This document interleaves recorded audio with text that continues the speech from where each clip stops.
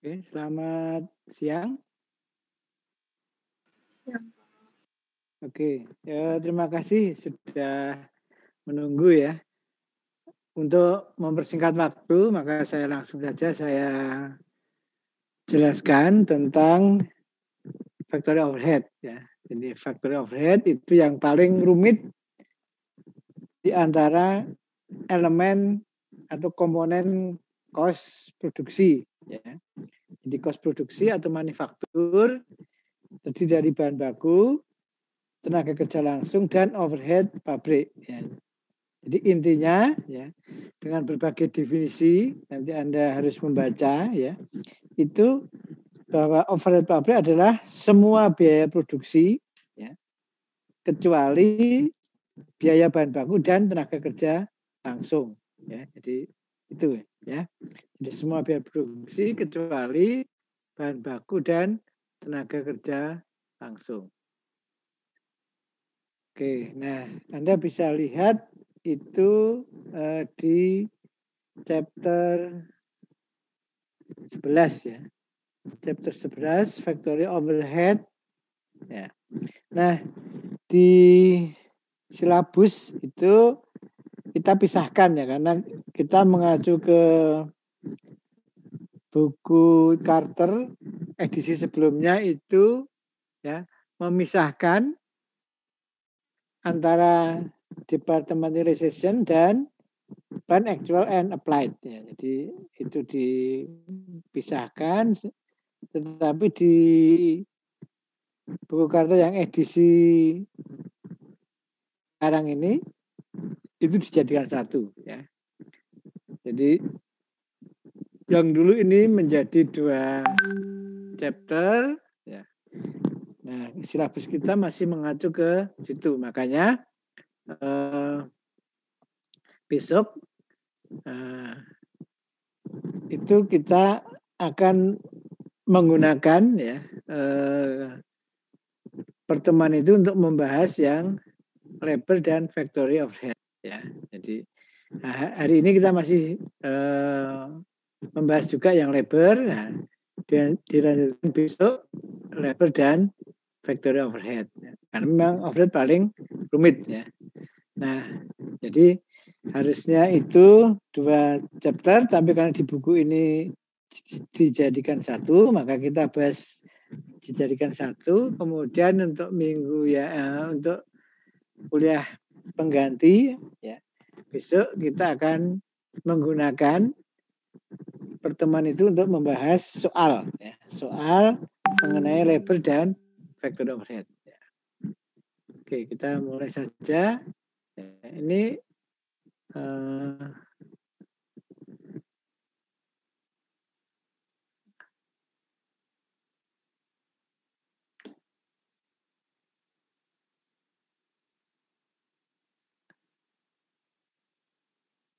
oke, apakah sudah kelihatan ya?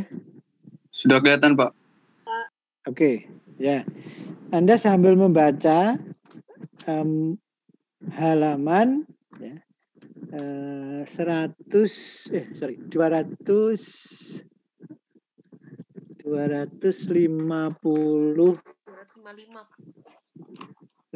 ya, 255. Oke, ya. 255 tentang factory overhead ya. Oke, nah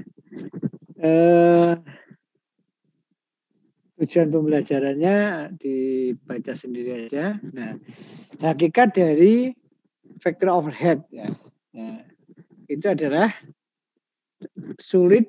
Nah, kita itu sulit menelusuri secara langsung antara biaya overhead pabrik dengan produk atau volume produksi ya. Jadi kita kesulitan. Nah, kalau bahan baku itu gampang, tenaga kerja langsung juga gampang. Sebenarnya kalau kita membuat meja, ya, bahan baku kayu itu berapa? Nah, kita langsung bisa membayangkan berapa meter persegi misalnya papan yang dipakai ya. Nah, terus per meter perseginya berapa? Udah ketemu ya, biaya bahan bakunya. Ya. Nah, tentu ada juga yang untuk kaki, yaitu gampang juga ya. Nah, ini contohnya untuk papannya ya. Nah, ya. Itu bisa juga dihitung ya berapa jam dia bekerja ya, per jamnya berapa ya. Atau kalau di sini kita tuh kadang per hari ya. Nah, berapa hari per harinya tarifnya berapa ya, tinggal dikalikan ya. Jadi untuk membuat misalnya 100 meja ya, berapa hari dia bekerja, perharinya berapa ya. Atau berapa jam, per jamnya berapa. Atau juga borongan itu ya, per unit gitu ya. Kadang-kadang supaya lebih efisien, per unitnya berapa ya.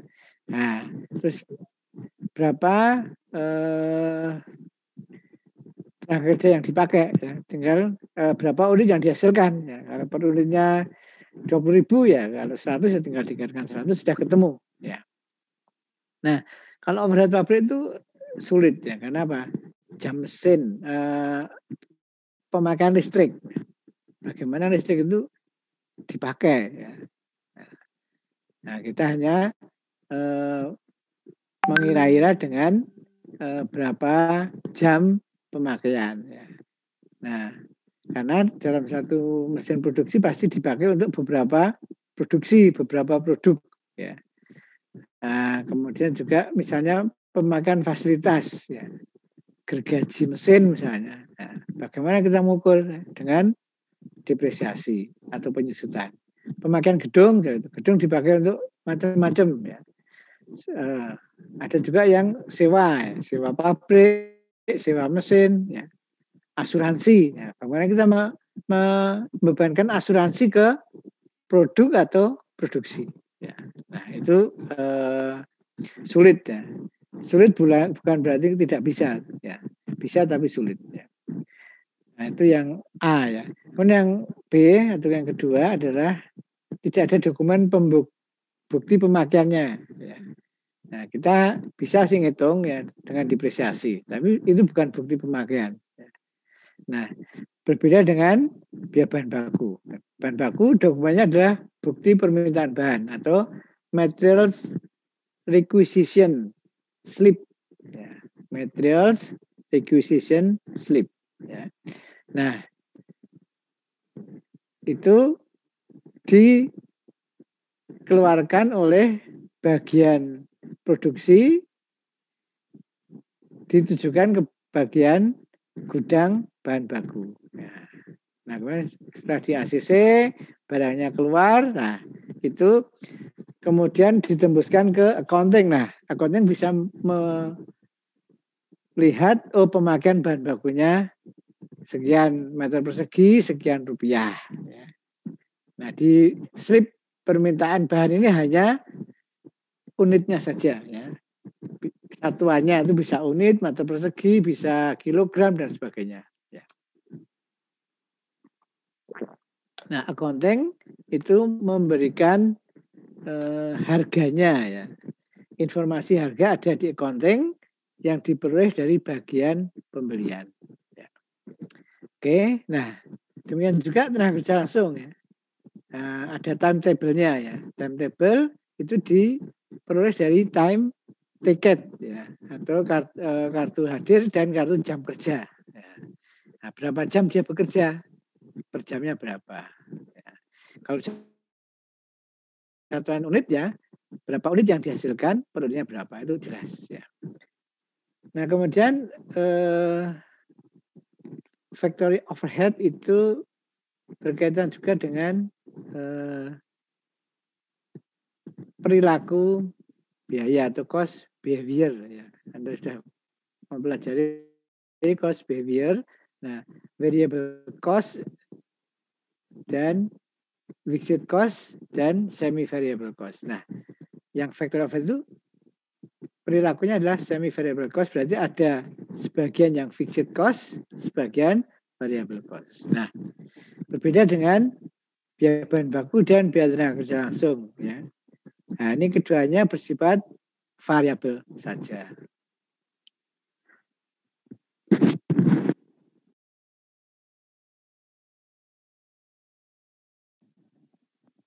Nah, kemudian kita akan menggunakan ya predetermined overhead rate. Ya. Jadi dalam overhead itu kita menggunakan predetermined, ditentukan di muka. Jadi, tarif yang ditentukan di muka. Predetermined overhead rates itu tarif overhead yang ditentukan di muka. Ya. Nah, kalau yang bahan baku dan tenaga kerja langsung itu biasanya atau sebagian besar perusahaan itu menggunakan actual cost. Nah, mengapa overhead menggunakan predetermined? Kenapa harus menggunakan predetermined overhead rate? Tarif yang ditentukan di muka. Pertama adalah sulitnya menelusuri factor overhead cost secara handal. Nah, ini sulit ya. Nah, kemudian yang kedua itu agar bisa mengidentifikasi efisiensi ya, dan meratakan fluktuasi. Jadi tidak terjadi fluktuasi. Nah, efisiensi itu akan diukur dari selisih antara actual factory overhead dengan applied factory overhead. Nah, ini efisiensinya. Apakah ada inefisiensi atau tidak? Nah, kemudian juga untuk meratakan fluktuasi. Jadi, kalau menggunakan actual overhead, nah, itu ada kemungkinan overhead per unitnya itu berfluktuasi. Nah, ini contohnya seperti ini ya. Contohnya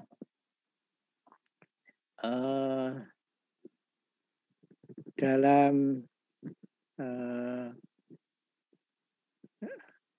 overhead pabrik ya atau faktor overhead cost setiap bulan itu rata-rata katakanlah 30 juta. Nah, rata-rata produksi itu 10.000 unit. Ya. Nah, maka cost overhead per unitnya adalah, Anda boleh catat itu ya, 30 juta dibagi 10.000 berarti 3.000 rupiah per unit. Ya. Untuk suatu produk tertentu ya, perusahaan mengeluarkan cost overhead per unit 3.000 rupiah. Nah, misalnya pada bulan Maret ya, bulan Maret itu ada perbaikan mesin, ya. Perbaikan mesin, overhaul gitu ya, itu ternyata membutuhkan biaya 30 juta. Ya. Nah, membutuhkan biaya 30 juta. Sehingga khusus bulan Maret, kalau menggunakan actual factory overhead, bulan Maret, factory overhead-nya adalah 60 juta. Ya. 30 tambah 30. Nah, produksinya sama ya, 10.000 unit. Maka bulan Maret itu cost overhead-nya 60 juta, cost overhead per unitnya menjadi 60 juta dibagi dengan 10.000. Ya. 6.000 per unit. Ya, 6.000. Ya, 6.000 per unit, sementara produknya sama. Nah, ini yang disebut dengan tidak logis. Ya. Maksud produknya sama kok cost-nya berbeda. Ya. Cost overhead per unitnya kok menjadi berbeda. Nah, biasanya 3.000 kok ini 6.000. Ini enggak logis. Ya. Yang kedua adalah misalnya cost overhead-nya sama ya, katakanlah 30 juta. Nah, pada bulan Juni ya, nah, misalnya Juli itu Lebaran ya. Nah, Juli Lebaran dan tidak COVID ya. Kalau COVID Lebaran sama enggak sama aja. Nah, Lebaran dan enggak COVID maka biasanya orang-orang akan beli baju baru ya. Maka kalau perusahaan garment misalnya biasanya produksinya 10.000 per bulan ya. Nah ini karena mau lebaran, khusus bulan Juni ditingkatkan jadi 20.000. Ya. Nah 20.000, cost average-nya sama 30 juta katakanlah seperti itu. Ya. Nah, maka yang terjadi gimana? Khusus pada bulan Juni, cost average-nya adalah 30 juta sama totalnya, tapi per unitnya yang berbeda. Ya. 30 juta, biasanya 30 juta dibagi 10.000, ini menjadi 30 juta dibagi 20.000. Maka per unitnya menjadi berapa? 1.500. Ya. Nah, biasanya 3.000, tapi ini 1.500 gara-gara pada bulan itu produknya lebih banyak. Nah, ini juga enggak logis. Barangnya sama kok cost average per unitnya berbeda. Nah, maka kalau menggunakan tarif itu akan sama ya. Per unitnya akan sama, tetapi totalnya akan berbeda. Ya, jadi per unitnya nanti akan sama, tetapi totalnya berbeda ya. Kalau pada saat produksi banyak ya overhead-nya banyak ya. Kalau sedikit ya overhead-nya sedikit. Ya, maka nanti untuk menentukan applied-nya ya, pembebanannya itu tarif dikalikan actual activity. Nah itu ya, jadi tarif dikalikan actual activity sehingga tarifnya akan sama dalam 1 tahun itu tarifnya sama. Ya. Maka nanti cost average per unitnya akan sama. Nah ini logis. Nah maka nanti untuk evaluasi kinerja factor average kan dibandingkan antara applied dengan actual. Ini jangan salah ya, kan beberapa mahasiswa itu salah ya. Ya kayak kelas Anda ya, itu karena nggak belajar, itu pakai common sense. Ya. Common sense itu kira-kira ya. Nah, ilmu pengetahuan nggak boleh kira-kira. Kira-kira, oh berarti ini dibandingkan ya antara actual dengan budgeted. Ini salah ya. Actual dengan anggaran overhead itu salah. Ya. Yang dibandingkan bukan actual dengan budgeted atau anggaran atau rencana overhead, tetapi actual dengan applied-nya. Itu ya. Nah, applied sendiri diperoleh dari tarif kali actual activity. Nah, nanti kita akan lihat di belakang. Nah, kemudian ada istilah departmentalization ya, departmentalization. Ini adalah membagi factor overhead ke dalam segmen-segmen yang disebut dengan departementalisasi. Dibagi per segmen, per bagian. Nah, kita sudah mempelajari di proses costing. Ya. Proses costing itu ada berbagai departemen. Ya. Misalnya melewati 3 departemen, maka nanti tarifnya juga ada 3, karena tarifnya per departemen. Nah, perhitungan biaya produksi akan menjadi lebih baik. Ya. Nah, ini lebih akurat. Ya. Lebih baik itu maksudnya lebih akurat. Karena setiap departemen menggunakan tarif overhead yang berbeda sesuai dengan kekhususan departemen tersebut. Nah, ini contohnya misalnya departemen dalam industri otomotif ya. Industri otomotif itu paling tidak ada 2 departemen, ya.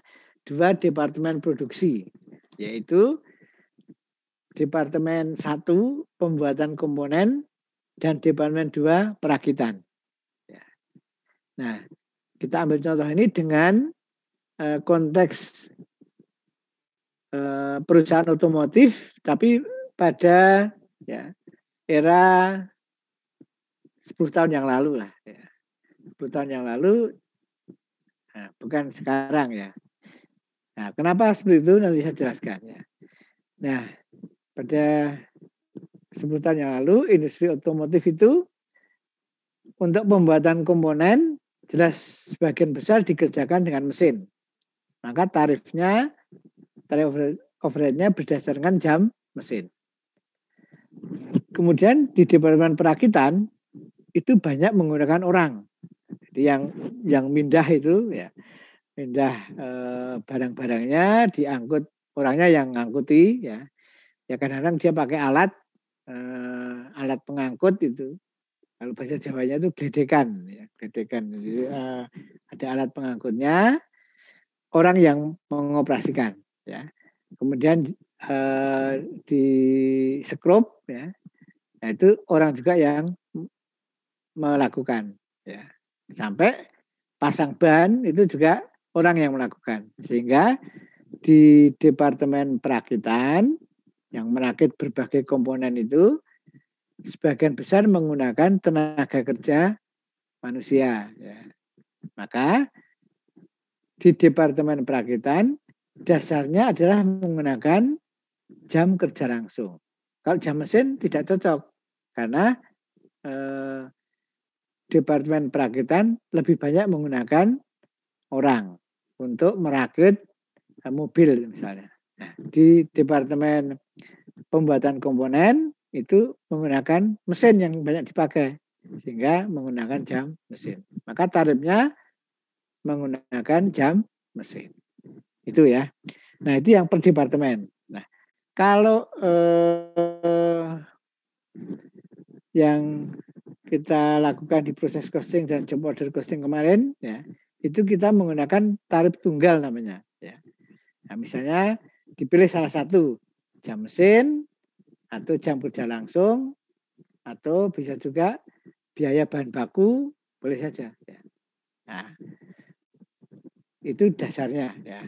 Nah, itu dipakai untuk semua departemen. Nah, kalau kita punya 3 departemen ya semuanya pakai tarif satu itu. Maka disebut dengan tarif tunggal atau plan wide rate. Ya. Nah, kalau di departementalisasi itu tarifnya per departemen. Maka nanti disebut departemen rate. Ya. Jadi per departemen. Nah, ini lebih baik. Nah, kemudian contohnya tadi saya katakan itu pada 10 tahun yang lalu. Karena apa? Karena pabrik mobil yang sekarang sudah berubah ya. Jadi perakitan itu sudah juga sebagian besar itu menggunakan mesin. Ya. Bahkan untuk mindah ban, untuk nyekrup ban itu semua pakai mesin. Ya. Jadi orang hanya sedikit 1-2 orang, 2-3 orang yang mengarahkan. Ya. Jadi mengarahkan mungkin nyekrupnya nggak pas gitu ya, dia mengarahkan di situ. Ya, jadi kalau Anda lihat di internet produksi mobil sekarang itu di perakitan pun sudah sebagian besar pakai robot otomatisasi mesin. Ya. Sehingga kalau sekarang ya tetap menggunakan dasarnya jam mesin. Ya, jadi sama antara pembuatan komponen dan perakitan. Nah, mungkin di tempat lain yang masih yang bukan industri mobil misalnya, itu ada juga yang banyak menggunakan tenaga kerja manusia. Ya, nah, itu berarti pakai jam kerja langsung. Ya. Oke. Nah, kemudian dibedakan itu departemen yang memproduksi dan departemen yang melayani. Maka disebut dengan departemen produksi dan departemen jasa. Nah, departemen produksi mengubah bentuk dari bahan baku menjadi barang jadi. Ya. Maka tadi yang kalau departemen pembuatan komponen itu jelas departemen produksi karena ada perubahan ya. Kemudian departemen perakitan itu juga departemen produksi karena ada perubahan dari yang semula itu terpisah-pisah menjadi satu kesatuan. Ya. Nah, menjadi mobilnya berbentuk.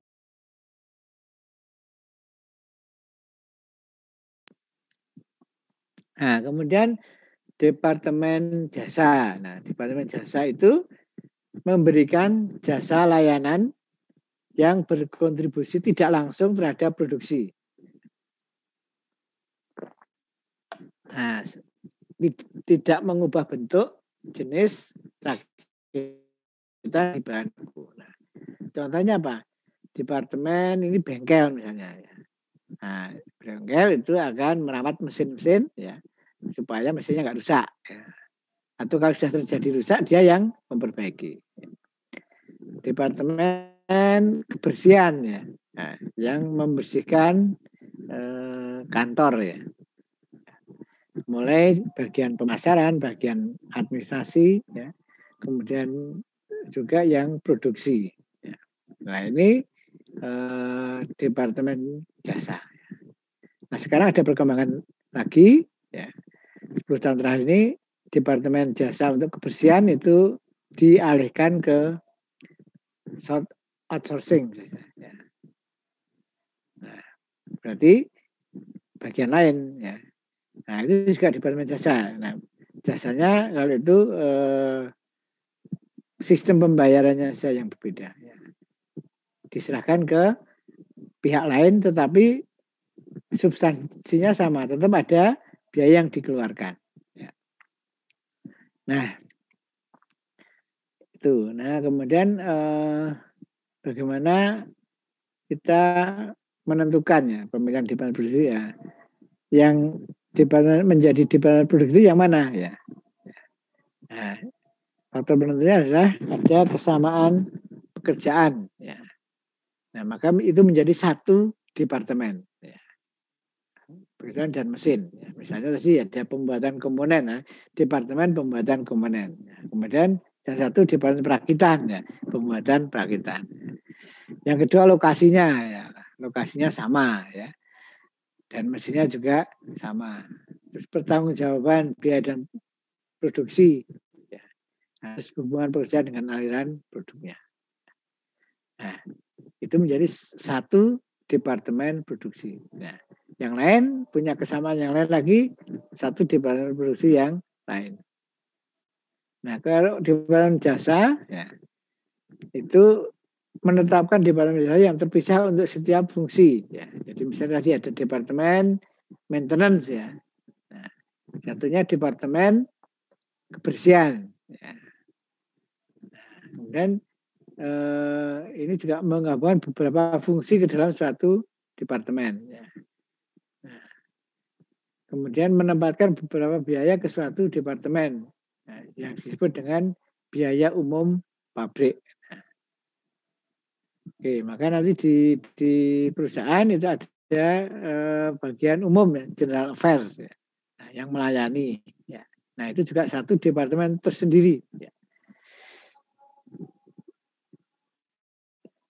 Nah, kemudian ada direct department cost. Cost departemental langsung.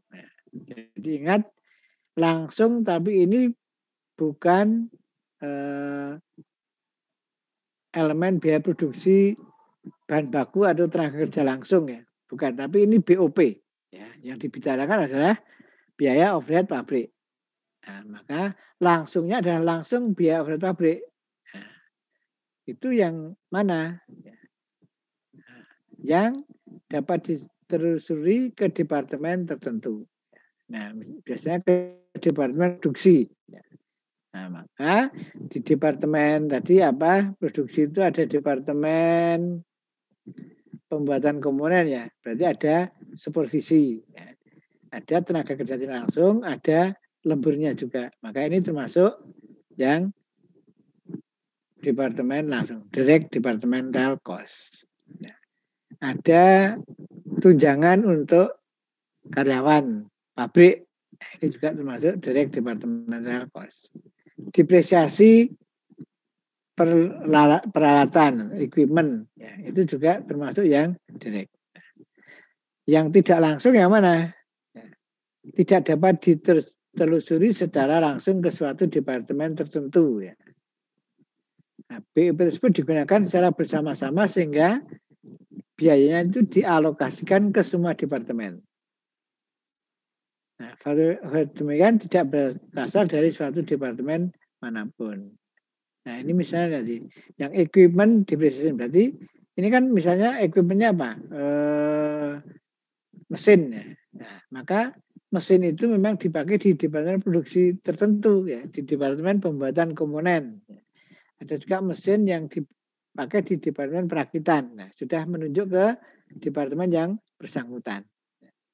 Nah, kalau ini misalnya Anda lihat di halaman 259. Yang termasuk tidak langsung, yang paling atas adalah building rent, sewa pabrik. Nah, sewa pabrik itu dalam satu pabrik itu ada bagian accounting-nya, ada bagian atau departemen pemasaran, ya, ada bagian administrasi, ya, ada direkturnya dan sebagainya. Nah, maka factor of debt itu dipakai tidak hanya satu departemen, tapi beberapa departemen. Nah, itu yang disebut dengan tidak langsung.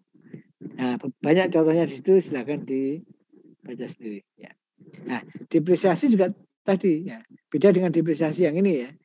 Depresiasi gedungnya, karena gedungnya dipakai oleh banyak departemen.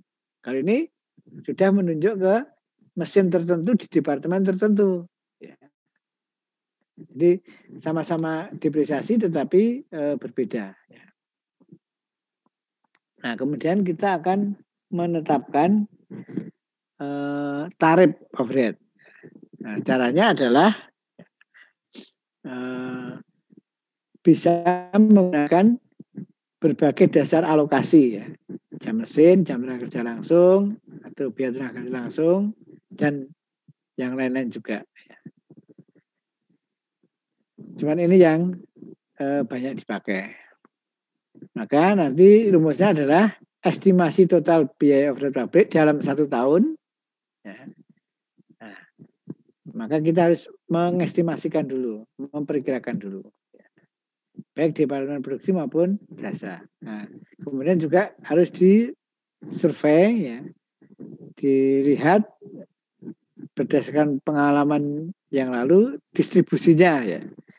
BP departemen tidak langsung dan departemen jasa. Nanti kita lihat soalnya.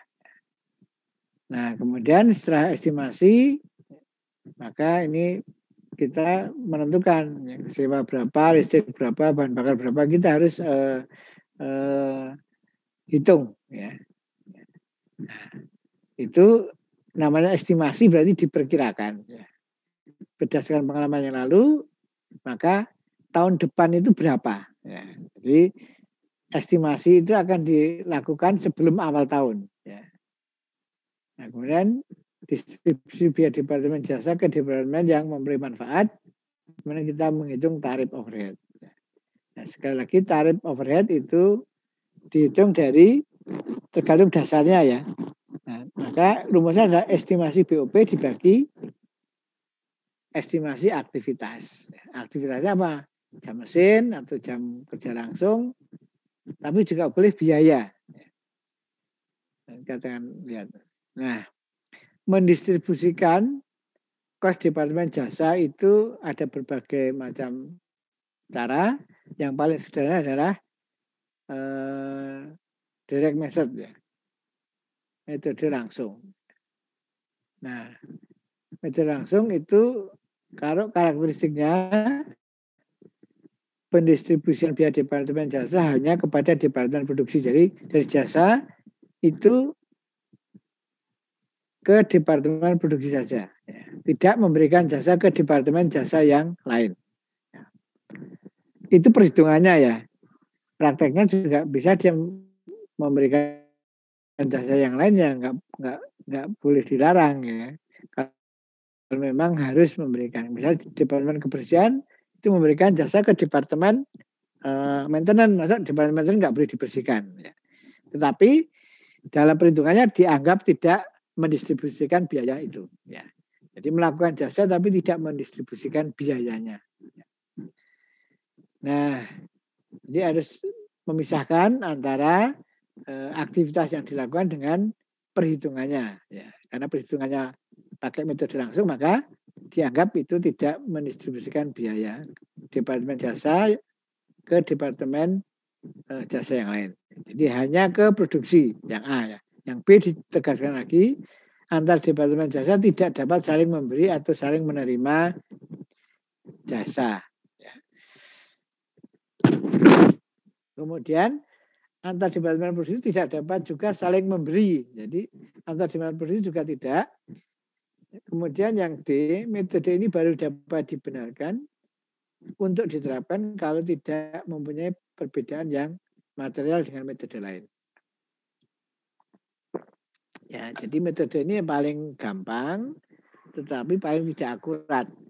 Maka ada syarat yang D itu. Boleh, tapi kalau ternyata dihitung dengan pakai metode lain itu tidak jauh berbeda hasilnya.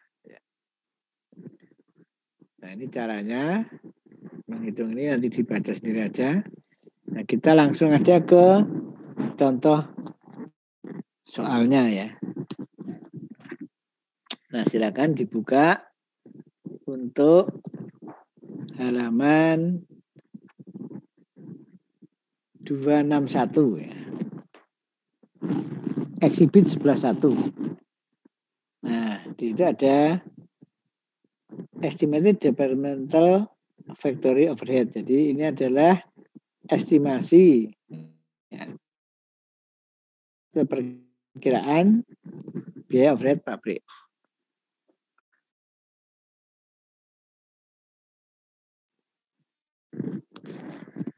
Oke.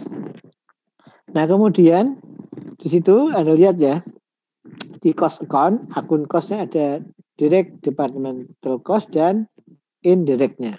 Ya. Nah, terus di kolom berikutnya ada F or V ya. Itu adalah fixed atau variable. Ya. Nah, datanya itu ada totalnya, misalnya yang direct departemental 70.000, rinciannya cutting 9.000, planning 8.000 dan seterusnya. Ya. Kemudian berikutnya juga seperti itu. Totalnya berapa? Total yang direct departemen cost itu 250.000. Kemudian yang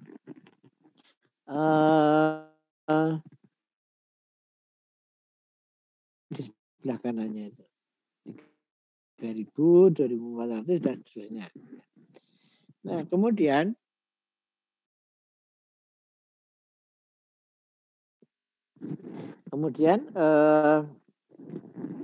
total langsung dan tidak langsung 300.000 ya. Langsungnya 250.000, tidak langsungnya 50.000 ya. 300.000. Nah, dari 300.000 rinciannya di sebelah kanannya itu 40.500, 36.700 dan seterusnya. Nah, dari situ dari 300.000 itu dirinci lagi yang fixed 125.000, yang variabel 175.000. Nah, ini tentu sudah dari perhitungan sebelumnya ya. Nah, itu gambaran dari estimasi atau anggaran biaya overhead pabrik. Nah, kemudian di halaman 262 exhibit 11.2. Nah, itu hasil survei pabrik itu misalnya di sini ada di departemen produksi ya. Departemen produksi itu karena yang akan menerima alokasi dari departemen jasa, maka ini yang dicantumkan yang departemen produksi.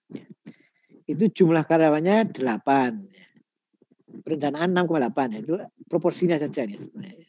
Jadi nggak mungkin orang itu 6,8 ya, 6 atau 7 kalau orang itu. Nah, ini karena perhitungan proporsinya saja, maka di presentase cutting itu 8/40 yaitu 20% dan seterusnya. Kemudian misalnya pemakaian listrik.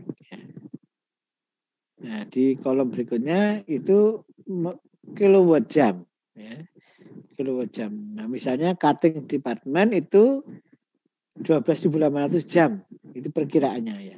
Maka ditotal dengan departemen produksi yang lain ketemu 64.000. Sehingga cutting department itu akan menggunakan listrik dengan proporsi 20%. Dihitung dari mana? 12.800 dibagi 64.000. Itu dan seterusnya ya. Nah, kemudian kita akan melihat ya langsung ke halaman 265. Nanti yang 264 itu Anda lihat sendiri ya. Ini menjelaskan yang 11.1 tadi ya. Nah, kita langsung aja ke soalnya di sini ya. Nah, ini sama sebenarnya. Yang 11.3 tadi adalah hasil perhitungan dari departemen sebelumnya ya. Nah, kita akan lihat ini yang lebih sederhana ya. Oke, halaman 265 yang atas itu ada kolom yang pertama departemen ya. Itu departemen produksi ada 2, A dan B. Departemen jasa juga ada 2, Y dan Z. Untuk departemen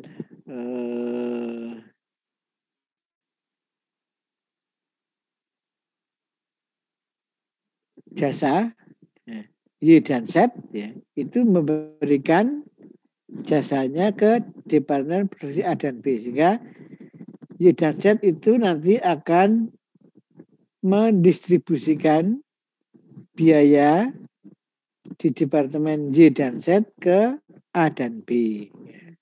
Maka nanti pada akhirnya setelah distribusi selesai, departemen Y dan Z itu harus sama dengan 0. Nah, dari hasil survei itu menunjukkan bahwa departemen Y itu akan mengalokasikan, dasarnya nanti di 11 ini ya, 11.2 ini ya. Tapi angkanya nggak persis di situ ya, tapi angkanya dari hasil survei di 11.2 ini. Ya. Nah, misalnya ketemu ya, proporsinya itu Y itu akan memberikan ke A 40%, B 40%, dan Z 20%.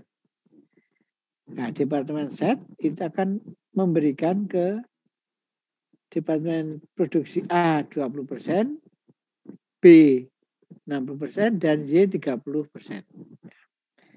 Nah, terus anggaran BOP itu ditetapkan A 60.000 dan seterusnya, totalnya 196.300.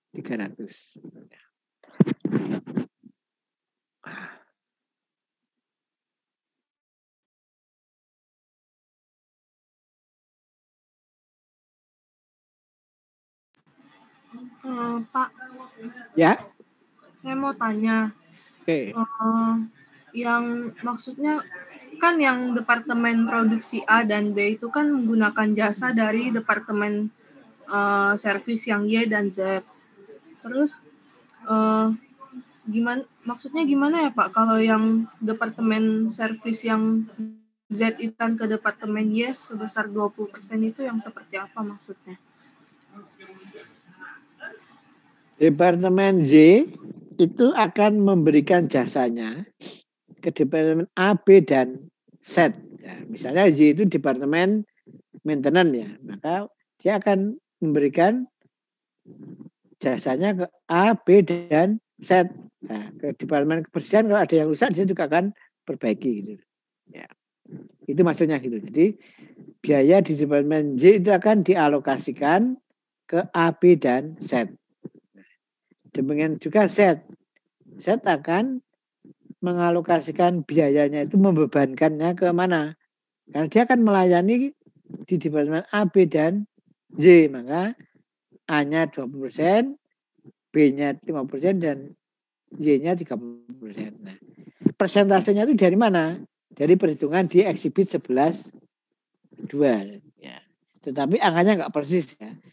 Kalau ini kan ada cuttingnya di misalnya untuk dasar jam kerja jam kilowatt jam 20% misalnya. Nah, ini datanya bisa juga pakai jam mesin, bisa juga pakai jam listrik, bisa juga pakai jam tenaga kerja langsung. Tapi di sini langsung aja ketemu sekian. Nah, 40 40 20 dan yang satu 20 50 50. 50 30 gitu. Itu maksudnya ya. Jadi Berarti, departemen Berarti Pak, ini sebenarnya kan kalau misalnya kita kerjakan dari soal ada sangkut pautnya antara exhibit 11.2 sama yang di atas halaman 265 atas ini kan Pak. Cuman untuk yang buku ini berarti agak berbeda ya Pak? Dia mengambil data dari lain ya. Oh, oke Pak. Ya.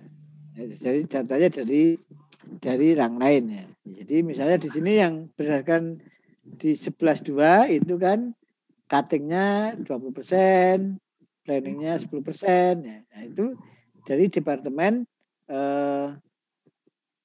Y misalnya. Ya. Y itu seperti ini. Nah, tetapi di situ departemen produksinya hanya 2. Kalau ini kan 4. Nah, kalau itu hanya 2. Ya. Oke. Kasih Pak. Yuk, ya. Terus sekarang kita kalau menggunakan metode langsung. Metode langsung itu berarti departemen Y itu hanya mengalokasikan biayanya ke A dan B. Z juga ke A dan B. Karena langsung kan. Langsung itu pokoknya departemen jasa hanya ke produksi. Maka nanti Y hanya ke A dan B, Z hanya ke A dan B. Sehingga Y-nya berapa? Dari data halaman 265 atas itu Y-nya adalah 36.300. Z-nya 20.000. Oke. Nah, maka alokasinya gimana? Anda lihat di exhibit 11.4 itu ya. Nah, exhibit 11.4 36.300 itu dibagikan ke A dan B. Masing-masing ketemu 18.150. Dari mana? Ya, dari halaman 265 yang atas. Yaitu Y ke A itu 40%, Y ke B 40%. Yang ke Z diabaikan karena menurut metode langsung, direct method itu tidak ada distribusi biaya antar departemen jasa. Ya. Maka kita hanya memperhatikan yang A dan B saja. Maka berapa? Y ke A berapa? 40% per 80%. Karena ini dijumlahkan dulu. 40 tambah 40, 80. Maka untuk mencari A adalah 40% per 80%. B juga 40% per 80%. Ya. Atau A 4 per 8, B 4 per 8. 4 per 8 itu hasilnya 50%. Maka A-nya 50%. Sehingga Y ke A 50%, kalau 36.300 ketemu 18.150. Demikian juga yang B. Oke. Nah, sekarang yang departemen Z. Z juga hanya ke A dan B. Maka yang diperhatikan di halaman 265 yang atas, Z ke A 20%, Z ke B-nya 50%. Makanya kita mencari A berapa? Nah, dijumlahkan dulu 20 plus 50, 70%. Maka A 20% per 70%, B-nya 50% per 70%. Ya. Nanti dalam jawaban soal, ya, Anda harus menulis ya. A-nya adalah 2 per 5 kali 20.000. B-nya 50 per 70 atau 5 per 7 kali 20.000. Nah, harus diperhatikan yang kalau ngitung 2 per 7 tidak boleh dibulatkan. Ya, Anda hitung di kalkulator. Nah, 2 per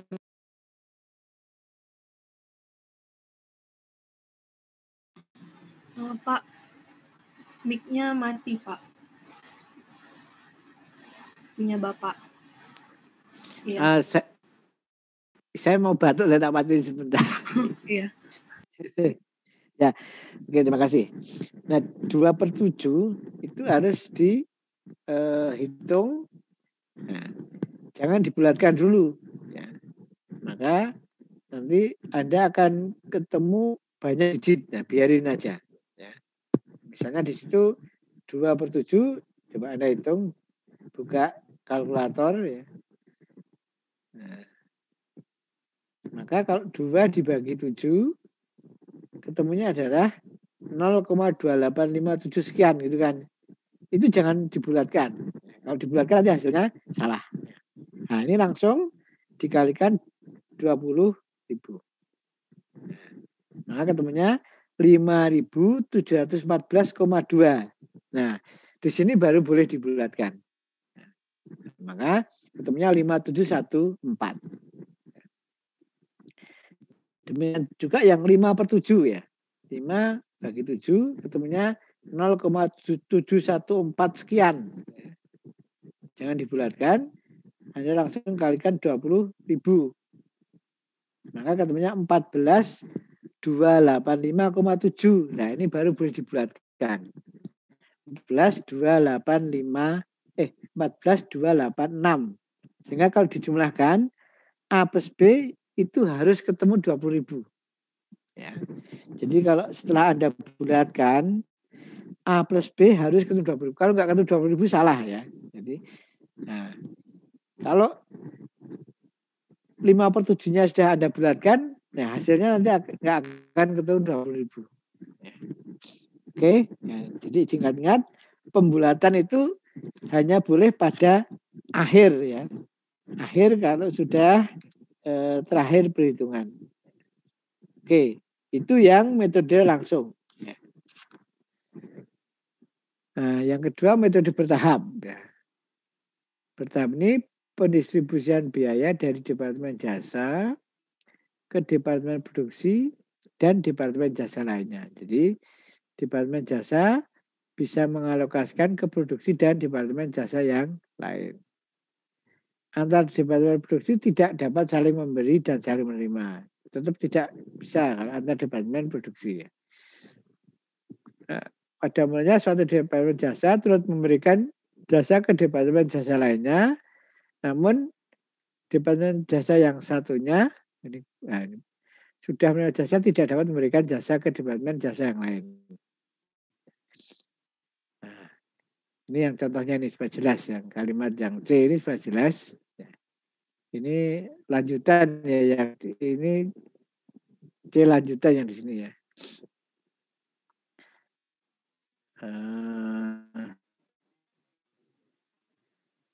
Contohnya, Departemen Produksinya A dan B, Departemen Jasa X dan Y. Maka transaksi Departemen X, ya misalnya ini ke A, B, dan Y. Nah, Y ini setelah mendapat alokasi dari X ya. Jadi Y setelah dapat alokasi biaya dari X, ini dialokasikan ke A dan B. Y tidak boleh mengalokasikan ke X ya. Itu yang metode bertahap atau step method. Jadi step method itu X misalnya untuk A, B, dan Y. Y setelah mendapat alokasi dari X ke A dan B. Y tidak boleh ke X. Nah, bisa juga nanti contohnya berbeda nih. Sekarang Y dulu misalnya. Maka Y mengalokasikan ke A, B, dan X. Ya, misalnya Y yang lebih dulu. Nah, Y ke A, B, dan X. Maka X setelah menerima alokasi dari Y hanya untuk A dan B. Nah, maka X tidak boleh ke Y. Nah, kita lihat contohnya supaya lebih jelas. Langsung aja contohnya. Halaman 266 ya. Nah, langsung lihat 11.5 ya. Maka di sini yang pertama dialokasikan mana? Kalau tadi di contoh di sini kan X dulu baru Y ya. Nah, X dulu baru Y. Kalau ini antara Y dan Z yang lebih dulu yang mana? Y dulu apa Z dulu? Y, Pak. Y dulu, betul. Ya. Y dulu ya. Final. Y dulu, Y ke A, B, dan Z. Nah, kemudian Z setelah menerima dari Y baru ke A dan B. Maka Z-nya itu bukan 20.000 tapi 27.260 karena Z sudah menerima dari Y. Nah, itu. Nah, nanti di soal bisa dibalik, Z-nya dulu baru Y ya. Oke.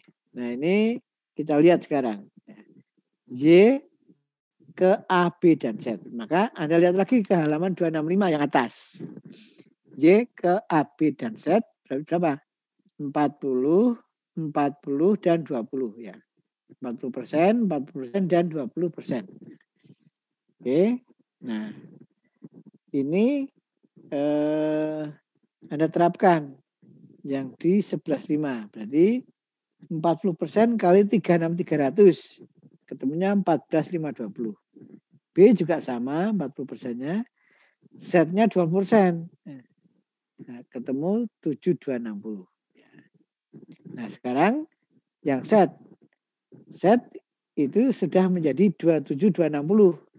Dibagikan ke A dan B. Kita lihat lagi halaman 265. Nah, kita perhatikan yang A dan B saja. Y-nya jangan. Maka A 20%, B 50%. Maka seperti tadi, A 2/7, B 5/7. Maka A 2/7 kali 27.260 ketemu dibulatkan 7789. Yang B ini 5/7 kali 27.260 ketemu 19.471. Itu ya. Jadi ini dipahami ya. Nanti kalau soalnya dibalik set dulu jangan bingung ya. Kalau set dulu berarti apa? Set ke A, B, dan Y baru Y ke A dan B. Nah, persentasenya gimana kalau set dulu? Kalau set dulu berarti 20.000 itu dialokasikan ke A, B, dan Y. Maka lihat lagi halaman 265. Set ke A, B, dan Y berarti 20, 50, 30.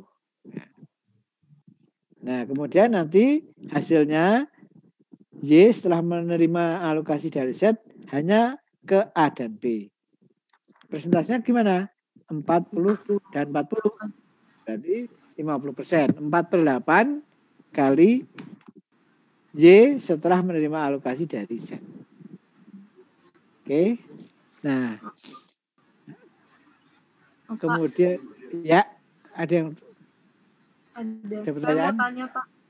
Oke. Yang di servis departemen yang Z itu 7.260-nya dapat dari mana Pak? Nah, Anda lihat dari halaman 265. Ya. Y itu mengalokasikan ke A 40%, B 40%, dan Z 20%. Maka Z adalah 20% kali 36.300 ketemunya 7.260. Ya, makasih Pak. Oke, ya. Terima kasih ya. Yang lain ya, mungkin juga ada yang belum paham tadi ya. Jadi pertanyaan Anda itu sebenarnya juga tidak hanya untuk Anda sendiri tapi juga untuk teman-teman yang lain. Ya. Oke. Nah, sekarang yang paling rumit ini ya. Nah, itu adalah simultaneous ya, atau nanti disebut dengan algebraic, ya, aljabar. Nah, ini karakteristiknya adalah pendistribusian biaya dari Departemen Jasa. Sorry, ini salah cetak ya. Nah, ini harusnya ke ini.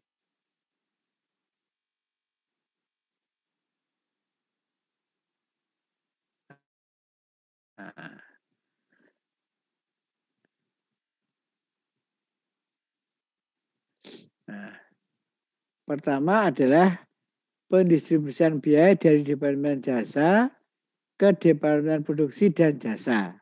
Jadi ke produksi dan jasa. Yang kedua, antar Departemen Produksi tidak dapat saling memberi dan menerima. Yang tiga, antar Departemen Jasa dapat saling memberi dan menerima. Nah, ini antar Departemen Jasa dapat saling memberi dan menerima. D, karena sifatnya Karena sifatnya untuk mempermudah perhitungan maka digunakan rumus aljabar. Maka sering juga disebut dengan metode aljabar. Rumus aljabar itu 267 ya. Nah, 267 nah, itu datanya ya yang harus kita buat ya. Maka untuk mempermudah pemahaman ya, kita langsung dulu ke hasilnya dulu ya. Eksibit 11.6. Nanti baru kita lihat caranya. Eksibit 11.6 Y itu ya semula adalah anggaran BOP-nya 36.300. Ya, dari data soal Y 36.300, setnya 20.000. Nah, kemudian antar departemen jasa ya, itu bisa saling memberi dan menerima yang C tadi ya. Kalau di slide itu yang C ya. Nah, maka Y memberikan ke set juga memberikan ke Y. Nah, harus diperhatikan Y akan mengalokasikan ke A, B, dan Z, tetapi Y ini dalam mengalokasikan ke A, B, dan Z itu sudah menerima dari Z. Nah, ini. Jadi Y-nya bukan 36.300 lagi, tapi di sini 45.000 baru dialokasikan ke A, B, dan Z. Itu berarti Y sudah menerima dulu dari Z. Karena bukan 36.300 lagi, tapi 45.000 sehingga Y itu sudah menerima 8.700 itu. Nah, nanti kita lihat angkanya dari mana. Jadi 45.000 ke A, B, dan Z. Nah, demikian juga yang Z. Z itu bukan 20.000 lagi, tapi 29.000. Karena apa? Z sudah menerima dari Y sebesar 9.000. Ya. Sehingga ini dialokasikan ke A, B, dan Y. Nah, bagaimana cara kita mencari 45.000 dan 29.000? Kita lihat dari halaman 265 yang paling atas. Nah, di situ diketahui dari BOP dulu ya. BOP-nya dulu untuk yang Y 36.300, untuk yang Z 20.000. Nah, tadi dikatakan Y akan dialokasikan setelah menerima dari Z. Z juga akan dialokasikan setelah menerima dari Y. Ya. Maka di sini Y sama dengan berapa? 36.300 plus sekian persen dari Z. Demikian juga Z. Z juga 20.000 plus persentase tertentu dari Y. Gimana kita menentukan persentasenya? Lihat di sini ya. Di sini diketahui bahwa Y itu menerima dari Z sebesar berapa? 30%. Karena di sini dikatakan tadi Z mengalokasikan ke A 20%, ke B 20%, ke Y 30%. Maka Y menerima dari Z 30%. Nah, Z berapa? Z menerima dari Y 20%. Dari tabel itu. Ya. Maka Y yang baru nanti adalah Y sama dengan 36.300 plus 30% Z. Nah, ini di mana? 36.300 plus 30% Z. Anda lihat di halaman 267 yang atas. Y sama dengan 36.300 dolar plus 0,30 Z. Ini 30% Z. Nah, Z-nya berapa? 20.000 dolar plus 20% Y atau plus 0,20 Y. Nah, Anda substitusikan, ini pelajaran matematika SMP ya. Kalau nggak SMA ya SMP ini. Nah, maka ketemu Y-nya 45.000 dolar dan Z-nya 29.000. Nah, gitu ya caranya mencari 45.000 dan 29.000. Yang paling penting adalah menentukan Y dan Z-nya dulu itu ya. Kalau itu sudah salah ya salah. Ya. Jadi jangan salah, Y 36300 plus 0,30 Z dan Z-nya 20.000 plus 0,20 Y itu nggak boleh salah. Lalu disubstitusikan. Ya. Nah, kita balik ke 11.6. Ya. Jadi di situ ada angka 45.000 dan 20.000 sudah ketemu dulu. Yang lain belum ada ini ya. Jadi angka sebelumnya itu hanya yang BOP sebelum alokasi, yaitu totalnya 196.300, rinciannya A, B, Y, Z itu yang baris paling atas ya. Nah, Y ketemu 36.300, Z-nya ketemu 20.000. Nah, itu sekarang dari perhitungan Y-nya jadi 45.000, Z-nya dari 29.000. Nah, sekarang kita mengalokasikan Y-nya yang 45.000 itu. Caranya kita balik lagi ke halaman 265. Y-nya 40% A, 40% B, dan 20% Z. Maka 45.000 ini ke 40% A. Hasilnya 18.000. B juga sama.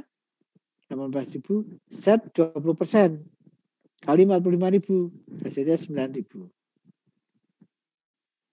Nah, yang Z gimana? Z 29.000 balik lagi ke halaman 265.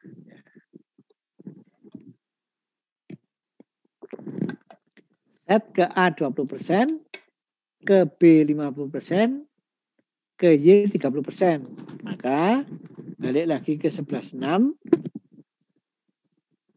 Z yang 29.000 ke A itu 20%, 5.800. Kemudian dikalikan 50%, 14.500. Kemudian ke Y dikalikan 30%, ketemu 8.700. Nah, caranya. Nah, maka setelah alokasi, ya, Y-nya sama dengan 0 dan Z-nya sama dengan 0. Nah, nanti kalau di soal ditanyakan, Departemen A setelah mendapatkan alokasi berapa? 8.300. Sebelum alokasi 60.000. B. Sebelum alokasi 80.000, setelah alokasi 112.500. Nah, jadi biasanya ditanyakan, Departemen B itu setelah mendapat alokasi dari Y dan Z berapa? 112.500. Oke. Nah, itu. Nah, nanti kalau Anda membuat tabel ini harus diperhatikan totalnya ya.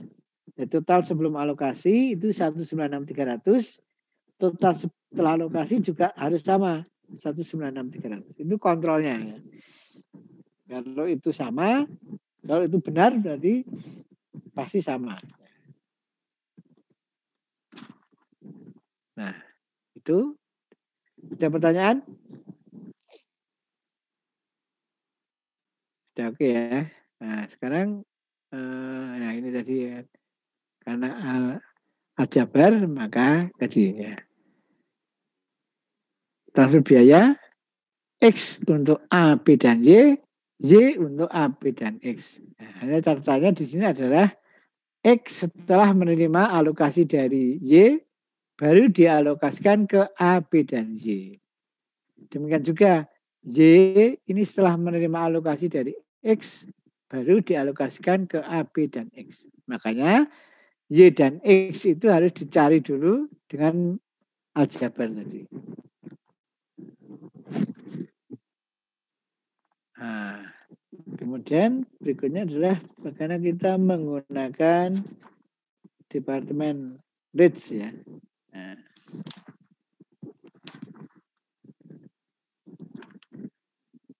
nanti zonanya adalah debit WIP, kreditnya applied. Ya.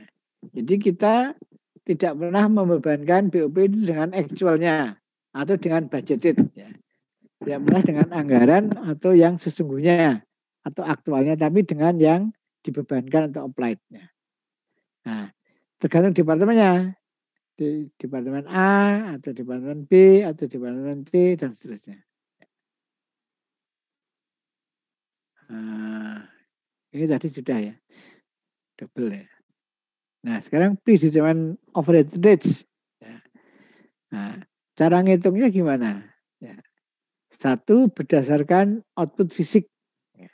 Maka nanti ada rumusnya adalah estimasi factory overhead dalam setahun ya, dibagi dengan estimasi unit yang diproduksi. Ya. Oke. Misalnya apa tadi? Anggaran BOP 1 tahun itu 300 juta misalnya. Ya. Nah, dalam 1 tahun menghasilkan berapa unit? Ya. Oh, 300 juta menghasilkan 10.000. Ya. Maka tarifnya adalah 300 dibagi 10. Ya. 300 juta dibagi 10.000 ya. Itu ketemunya 30.000 ya per unit. Misalnya seperti itu. Ya. Nah, dasar yang kedua misalnya biaya bahan baku. Misalnya jadi estimasi BOP 300 juta. Ya. Biaya bahan bakunya 100 juta. Maka, nah 300 juta dibagi 100 juta rupiah atau dolar. Ya. Jadi satuannya kan sama. Kalau tadi ketemu dolar atau rupiah per unit, kan nomor 1 ini. Ya. Dolar atau rupiah per unit. Kalau ini apa? Dolar per dolar atau rupiah per rupiah. Maka ini harus dikalikan 100%. Ya, misalnya 300 juta dibagi dengan biaya bahan bakunya 100 juta. Maka 300 bagi 100 ketemunya 3. Ya. Maka 3 itu harus dikalikan 100% ketemu 300% atau 3 kali. Oke. Itu misalnya ya. Terus bisa juga per jam kerja langsung. Nah, berarti 300 juta dibagi estimasi jam kerja langsungnya berapa? Misalnya selama setahun itu 20.000 JKL. Maka 300 juta dibagi 20.000 JKL. Nah, ketemunya adalah dolar atau rupiah per JKL. Ya, tinggal Anda bagi aja. 300 juta dibagi 20.000. Oke. Nah, jam mesin. Oh, dalam 1 tahun itu berapa jam mesin? Misalnya 30.000 jam mesin. 30.000 jam mesin. Maka 300 juta dibagi 30.000 jam mesin. Ketemunya apa? Dolar atau rupiah per jam mesin. Nah, kalau 5 dasarnya ada transaksi. Ini dasarnya nanti ke jumlah transaksi aktivitas nih maksudnya. Nah, transaction base akan di dalam chapter ini chapter 14, tapi kita tidak membahas di akuntansi biaya. Ini akan dibahas di akuntansi manajemen. Oke, jadi di akuntansi manajemen akan dibahasnya lebih rumit ya.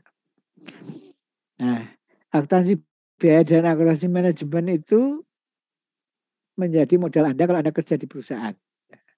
Di samping Anda harus tahu akuntansi keuangan yang membuat laporan keuangan itu dengan mempelajari PSAK ya, harus sesuai dengan PSAK, tapi juga di akuntansi biaya dan akuntansi manajemen harus kuat. Dan sebagian besar dari kita itu bekerja di perusahaan karena yang paling banyak perusahaan. Ya. Oke, nah maka ini bisa untuk memberikan informasi kepada manajemen untuk membuat keputusan. Oke, nah ini dasarnya. Ya. Nah kemudian di sana dikatakan juga ada tingkat aktivitas. Ya. Tingkat aktivitas itu ada kapasitas teoritis, praktis, diharapkan, dan normal. Secara sekilas ini kapasitas teoritis kapasitas ideal, ya. Tidak ada hambatan atau kendala. Ya. Maka ini 100%. Berarti mesin itu terus menerus nggak pernah berhenti, nggak pernah rusak. Itu 100% ya. Nah, kapasitas praktis itu sudah memperhatikan hambatan internal. Nah, hambatan internal itu apa? Bahwa mesin itu kemungkinan sekali-sekali rusak. Ya. Mesin itu juga harus dipersiapkan. Nah, maka mengurangi waktu, ya, tidak bisa terus-menerus dipakai. Nah, misalnya kalau Anda lihat mesin fotokopi, ya, maka kalau pagi-pagi Anda datang ke tukang fotokopi, ya, itu kita nggak bisa langsung fotokopi, ya. Kalau dia belum baru saja dihidupkan, itu pasti menunggu, ya. Bisa 2 menit atau 3 menit, ditunggu dulu, dia set up mesin, baru kita pakai. Seperti juga kita mobil itu juga harusnya dipanasin sedikit sebentar, ya. Kalau mobil lama itu waktunya cukup lama, ya, mungkin sampai 5 menit. Nah, kalau mobil baru sih 1 menit terus sudah bisa jalan. Ya. Tapi tetap harus ada pemanasan dulu. Ya. Nah, waktu mau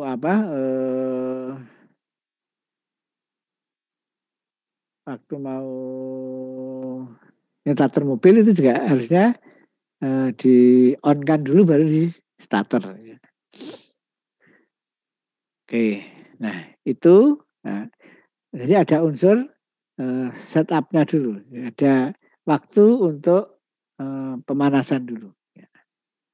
Ini praktikal, misalnya 90%-nya, jadi waktunya itu untuk macam-macam 10%, maka nanti kapasitasnya 90%. Ya. Misalnya ini mesin, ya.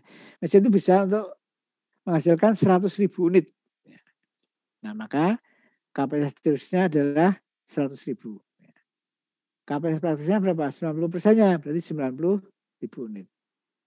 Nah, terus kita ke normal dulu. Kapasitas normalnya itu setelah memperhitungkan hambatan internal dan eksternal. Ya. Jadi, kalau normal, internal dan eksternal. Eksternalnya apa? Misalnya, kemampuan penjualannya itu ternyata hanya 80.000. Ya. Jadi, kapasitas praktisnya itu bisa 90.000, tapi ternyata ada hambatan eksternal. Ya. Maka kapasitas normal jadi 80%. Yaitu hanya 80. Kenapa? Kita bisa produksi 90.000, tapi yang terjual hanya 80.000, ya. Maka disesuaikan. Nah, itu normal capacity. Ya. Nah, ini theoretical, practical, dan normal capacity adalah kapasitas rata-rata beberapa tahun, ya, misalnya 5 tahun. Nah, itu rata-ratanya. Ya. Nah, kalau expected actual capacity adalah kapasitas yang diharapkan tahun mendatang. Ya. Jadi kalau tadi contohnya kapasitas teoritis 100.000, praktis 90.000, kapasitas normal 80.000, ya, yang diharapkan tahun mendatang bisa di antara ini, misalnya 84.000 gitu. Ya. Karena kemungkinan kapasitas normal, ya, di atas kapasitas normal karena sudah ada hambatan internal yang bisa diatasi. Oh, tahun depan kayaknya ini penjualannya bisa meningkat. Kemampuan penjualannya meningkat, maka 84% berani. Ya, itu untuk accepted actual capacity. Ini yang dipakai untuk menghitung tarif overhead tadi. Ya. Nah, bisa juga di bawah kapasitas normal. Ya. Nah, karena apa? Ada kondisi yang di luar kebiasaan. Ya. Oh, ternyata ada COVID. Ya. Nah, nggak mungkin penjualannya bisa normal, ya, lebih rendah lagi. Ya, bisa. Ya. Nah, ini penjelasannya kapasitas 100% yang dicatatkan dan sangat sulit dicapai atau bisa dikatakan tidak mungkin dapat dicapai. Nah, praktis itu tadi, ya, seperti maintenance, ya. Jadi perlu diperbaiki, ya, dipelihara, ya. Ada setupnya. Ya. Nah, expected itu yang tahun mendatang. Nah, kemudian normal ya. Normal tadi ada hambatan-hambatan eksternal yang sudah diperhitungkan. Nah, sekarang kalau ada selisih ya antara applied factory overhead dengan actual. Nah, pada akhir periode kita harus menyesuaikan ya. Tadi kita sudah menghitung applied membebankan ke produksi ya, dengan applied. Ya. Debitnya WIP, kreditnya factory overhead, applied factory overhead. Ya. Nah, maka nanti kalau ada selisih harus ditutup. Ya. Nah, menyesuaikannya ke actualnya. Ya. Nah, misalnya dari perhitungan applied overhead itu kita ketemu misalnya katakanlah ada 100 juta gitu ya. Jadi factory overhead applied-nya 100 juta. Ya. Terus kenyataannya ternyata factory overhead-nya itu 95.000. Ya. Maka ada selisih 5.000. Ya. Actualnya 95, applied-nya 100.000. Maka kita harus menyesuaikan ke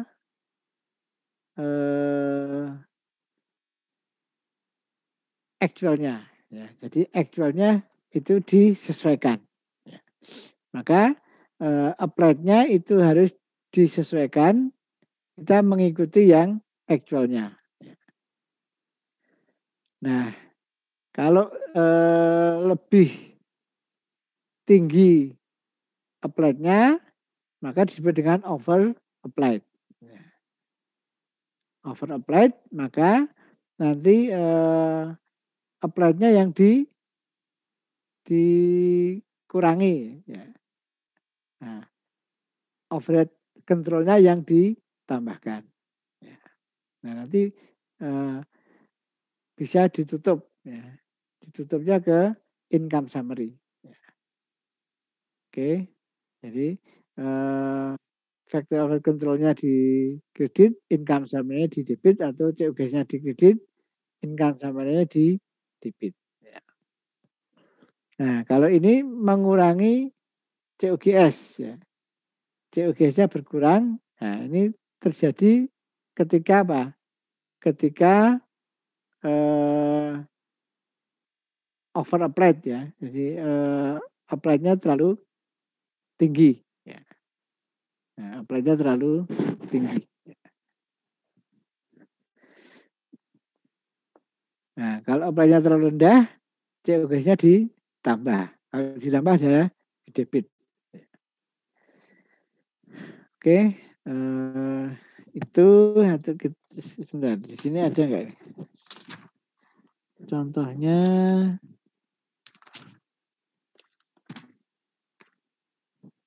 nah, kita lihat jurnalnya ya, halaman 279.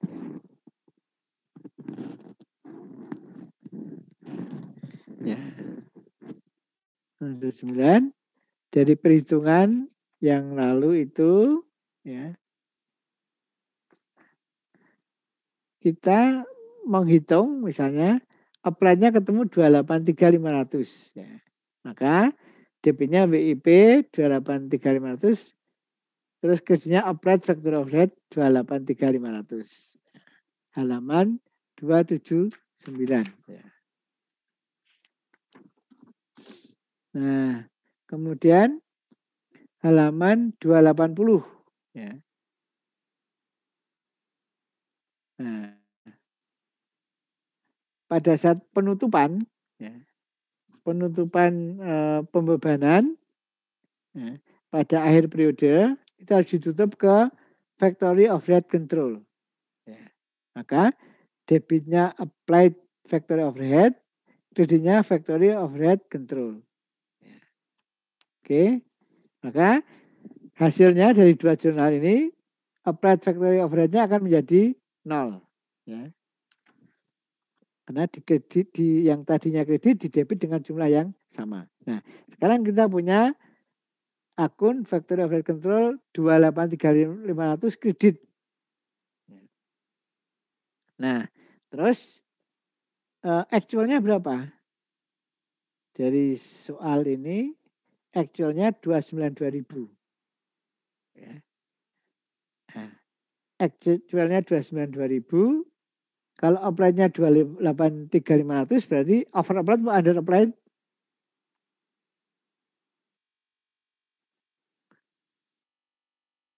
Applied-nya 283.500, actualnya 292.000. Berarti Under applied. under applied, betul ya. Ya. Under applied. Ya. Dibebankan terlalu rendah. Ya. Jadi logikanya kalau terlalu rendah, maka nanti harus ditambahkan gitu ya. Nah, sekarang Anda lihat juga di akun factory overhead control ya. Ada overhead applied-nya 283.500 kredit. Kenapa kredit? Karena pada saat membebankan ke produksi kan debit WIP, kreditnya factory overhead ya, applied ya. Applied factory overhead. Nah, kemudian actualnya 292.000 berarti ada selisih sebesar 292 dikurangi 283, ketemunya 8.500 ya. Nah, 8.500 nah, itu 8.500 kita punya kredit halaman 280 itu punya akun kredit factory overhead control 283.500 ya. Punya kredit 283.500. Supaya ini dijadikan nol ya, maka harus diapain ya. Factory overhead control harus dikredit 8.500. Ya, factory overhead controlnya dikredit lagi 8.500. Nah, ini begini, jadi tidak di jurnal di sini ya. Pada saat membuat jurnal atau mengakui adanya actual factory overhead, itu dibuat jurnal, debitnya factory overhead control, kreditnya berbagai macam akunnya. Jadi kreditnya bisa, kalau depresiasi berarti accumulated depreciation. Ya. Kalau itu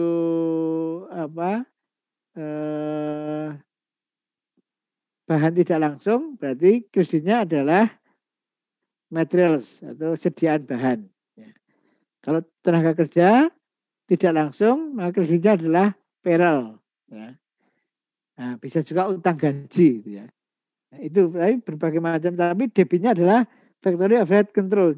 Maka kita sebetulnya punya akun factory overhead control sebesar 292.000.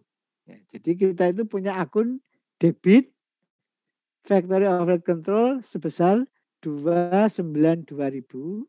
Kreditnya macam-macam jadi ya. Ada akumulasi depresiasi, ada asuransi. Kalau asuransi berarti apa? Perskot asuransi atau asuransi dibayar di muka kreditnya. Ya. Tapi kita yang syarat adalah debitnya itu sudah dicatat factory overhead control 292.000. Nah, sudah nggak ditulis di buku ini ya. Tetapi kemudian di sini di buku ini pas penutupan halaman 280 itu ada kredit factory overhead control 283.500. Jadi kita ada kredit 283.500, ada debit factory overhead control 292.000. Nah, ada selisih 8.500. Makanya supaya factory overhead controlnya jadi nol, berarti kita debit lagi factory overhead control 8.500. Oke. Ini agak rumit, saya ulang lagi. Di awal pemakaian overhead pabrik yang sesungguhnya, kita sudah membuat jurnal yang tidak dicatat di buku ini. itu debitnya adalah factory overhead control sebesar 292.000. Ya. Kreditnya bisa akumulasi depresiasi, asuransi dibayar di muka dan seterusnya ya. Kita perhatikan aja yang debitnya. Ya. Tapi Anda harus juga tahu kreditnya itu waktu kita membahas dulu akumulasi biaya ya di bahan UTS itu ya. Nah, berarti kita sudah punya factory overhead control debit 292.000. Nah, menutup applied factory overhead halaman 280 kita punya kredit factory overhead control 283.500. Jadi ada debit 292.000, ada kredit 283.500. Supaya jadi imbang, jadi nol, maka dikredit lagi factory overhead control 8.500. Kan berarti jadi nol nih factory overhead controlnya. Ya. Karena 283.500 tambah 8.500 ketemunya 292.000. Jadi kita dari jurnal halaman 281 ini, nah, kita factory overhead control menjadi nol. Nah, maka kita punya income summary-nya itu debit. Ya. Berarti apa ini artinya? Artinya adalah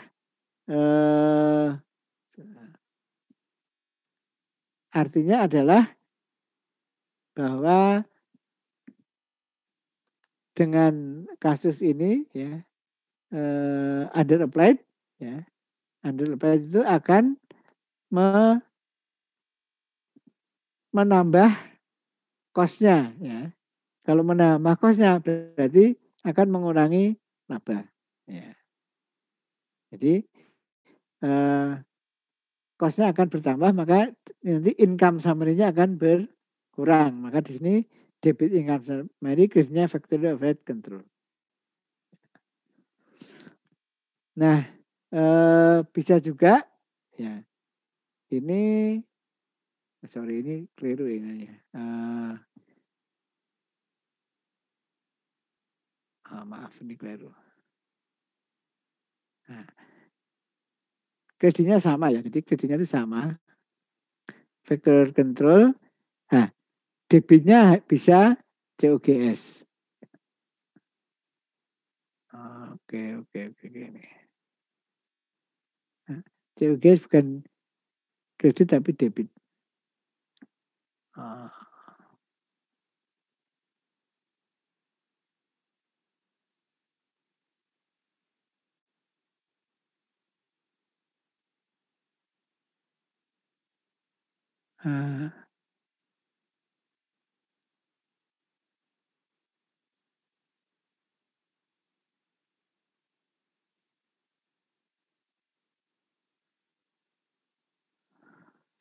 Oke, kok nggak bisa.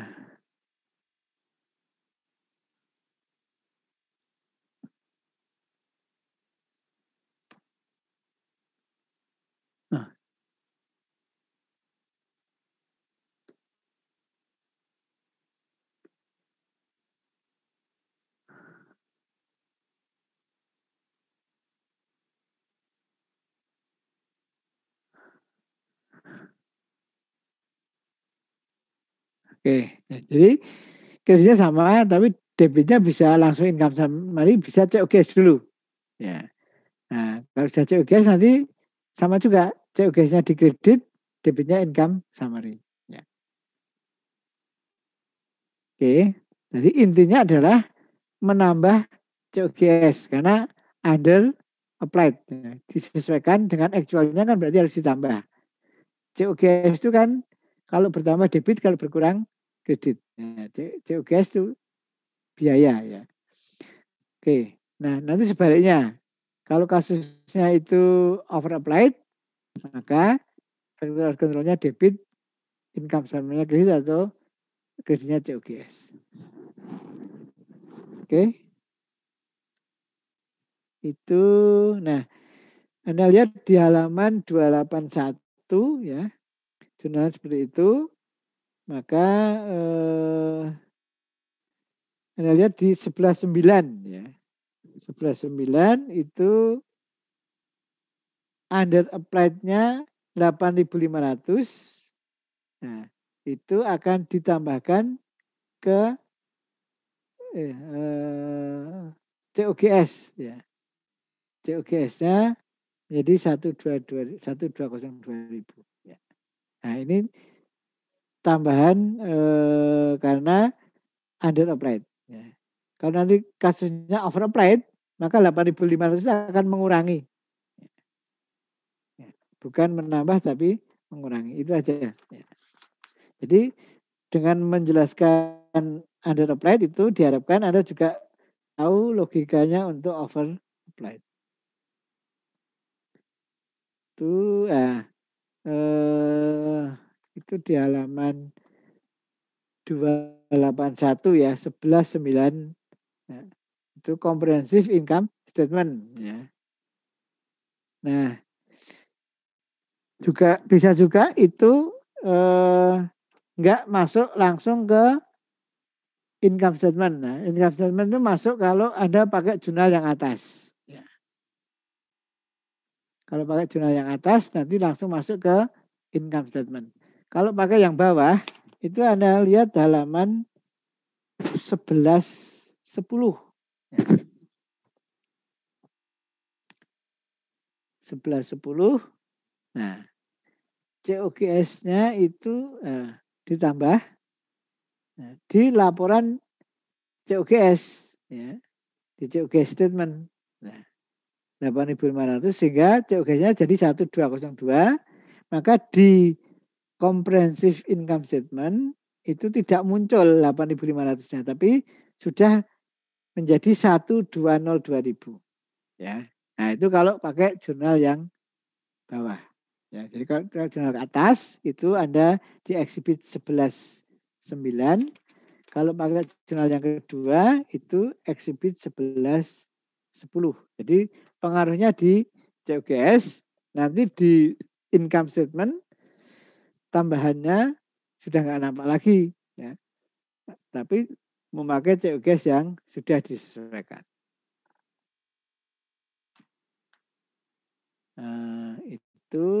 Kemudian ini overhead departementalisasi itu juga bisa dipakai di non manufaktur ya.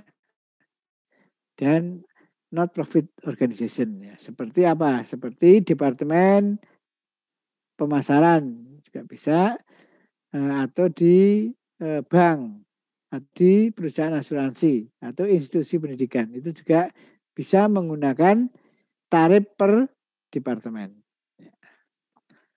Oke. Nah, kemudian ringkasannya adalah semua biaya produksi yang tidak dapat ditelusuri secara langsung maupun tidak langsung ke produk secara parsial dan kolektif disebut sebagai factory overhead.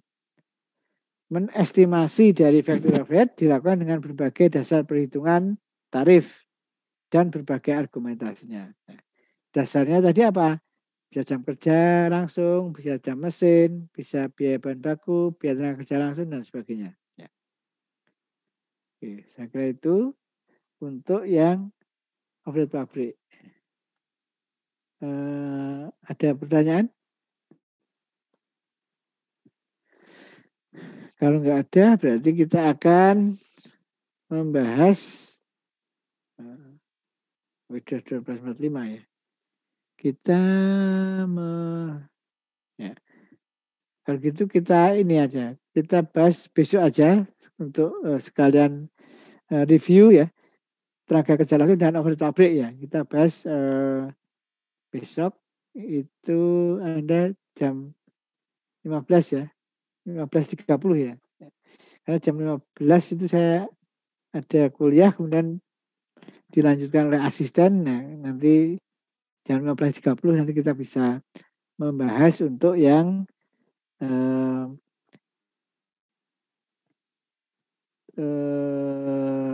tenaga kerja dan overhead ya. Itu, nah kemudian nanti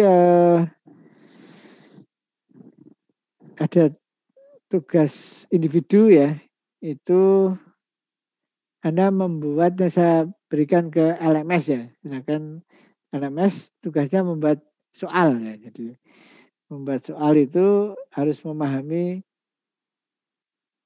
permasalahannya. Jadi tidak banyak, hanya satu bab itu hanya 2 soal ya. Satu soal aja, Pak. Ya, 2 soal, yang satu hitungan, yang satu teori atau konsep. Dari semua bab, Pak. 4 bab saja, jadi hanya 8 soal. Oh, Ya, bab yang lain nanti ya, minggu depan. Tapi yang ini hanya 4 bab saja. Dari proses coding ya, nanti akan saya sudah buatkan di LMS ya, tapi belum bisa dibuka dulu ya, karena setelah ini aja ya. Oke, saya kira itu.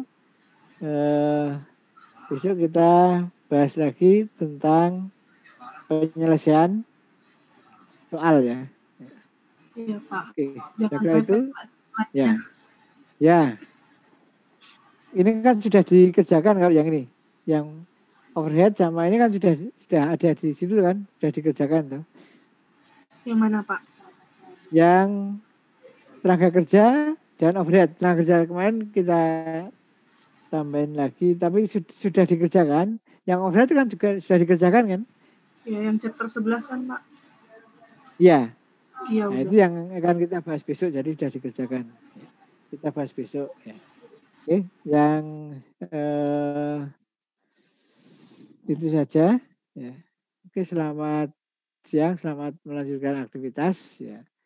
Terima Pak, kasih atas ya. Saya Ya. mau tanya, tugas Ya, yang soal silakan. tadi itu dikumpul kapan ya, Pak? Dikumpulkan besok malam.